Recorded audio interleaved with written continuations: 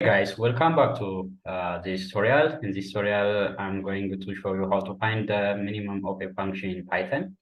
Python can be used to solve optimization problems such as finding the maximum or minimum of a function. So we are going to use one of the powerful tool which is called scipy. Scipy is one of the scientific computing library in Python.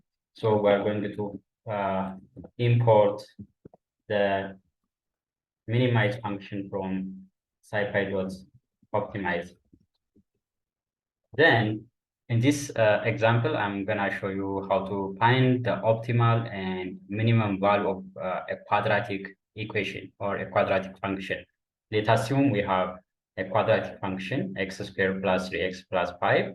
And what is the optimal value of this quadratic equation, as well as what is the minimum value of this quadratic equation. So to solve this, let's define a function quadratic, and this quadratic function takes x as a parameter, and it's going to return x power to 2 plus 3x plus 5. This is the quadratic equation, and we're going to solve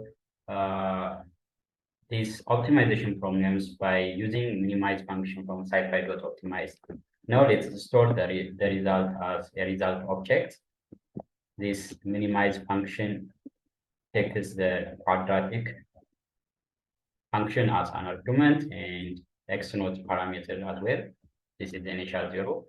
So this result or this minimize function is used to find the minimum of the quadratic function x squared plus 3x plus 5.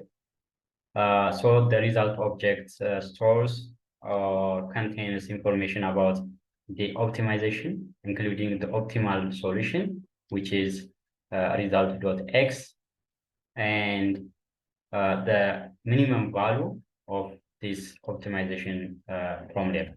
So let's print what is the optimal solution of this function.